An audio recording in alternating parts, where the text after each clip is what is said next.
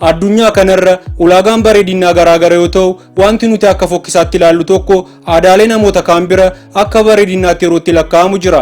Viidiyoo keenya har'aan ulaagaalee bareedinaa dinqisiisoo addunyaa keenyaa sin daawwachiisna. Namoonni chaanaalii keenya faraatatan chaanaalii keenya subscribe gochuun akkasumas mallattoo bilbilaa sana tuquun hamma dhumaatti waliin turaan affeerraa keenya. Ilkaan tarree isaan eegne Jaappaan. Namoonni baay'een ilkaan isaanii tarree qabsiisuuf qarshii baay'ee hoggaa baasan ni mul'ata. Gara biyya Jaappaanitti yoo adeemni garuu faallaa kanaati. Biyya Jaappaanitti bareedinni kan madaalamu haala taa'umsa ilkaan isaaniitiini. Dubartiin tokko bareedduudha jedhamuuf ilkaan ishee walirra yoo biqile yookaan immoo tarree isaa hin eegneedha. Namoonni ilkaan isaanii uumamaan walirra hin biqille qarshii baay'ee kanfaluun ilkaan isaanii walirra akka taa'uu fi tarree isaa akka hin eegne ni goosisu. Hidhi diriirfame Itoophiyaa.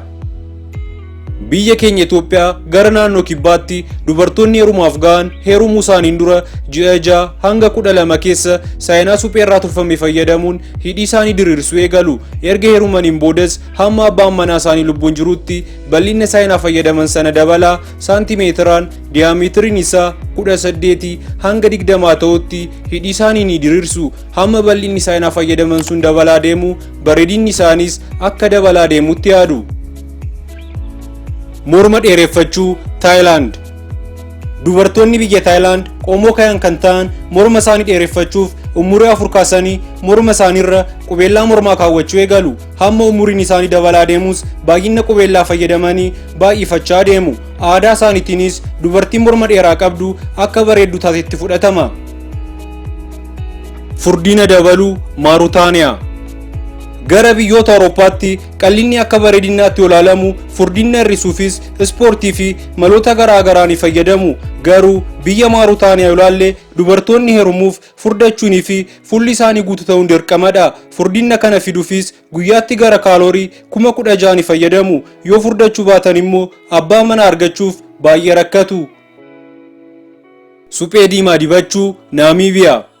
Dubartoonni Naamiibiyaa qomoo himbaa supheeoches jedhamu fayyadamuun of mimmiidhagsu. Suphee kana fayyadamuun rifeensa isaanii fi gogaa isaanii guutummaan guututti dibachuun gara halluu diimaatti of jijjiiru. Suphee kana dibachuun mallattoo bareedina agarsiisu ho'aa fi aduus isaaniirraa akka dhorkutti yaadama.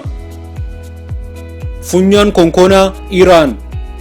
Addunyaa kanarra biyyoota garaagaraatti funyaan konkonaa qabaachuun ulaagaa bareedinaa keessaa tokko akka ta'e beekamaadha. Garuu biyya Iraanitti akka waan addaati. Uummanni Iraan uumamaan funyaan isaanii konkona yoo ta'u baate gama baqaqsanii haaluutiin gara funyaan konkonaatti akka jijjiiramu ni godhu. Baqaqsanii haaluun boodas funyaan konkonaa qabaachuuf adeemsarra akka jiran beeksisuuf baandeejii funyaan isaaniirra jiruun karaa irra hoggaa deeman ni mul'ata. Ilkaan qarsiisuu Indooneeziyaa.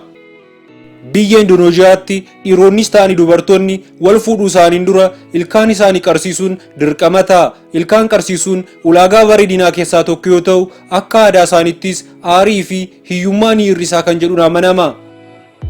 Maatiiwwan chaanaalii keenya viidiyoo amma isin daawwachiisne keessaa kan irra isin dinqisiise koomentii jalatti barreessuun akkasumas chaanaalii keenya like share subscribe gochuun dagatinaa isiniin jecha viidiyoo biraan ammoo arginuutti nagaatti.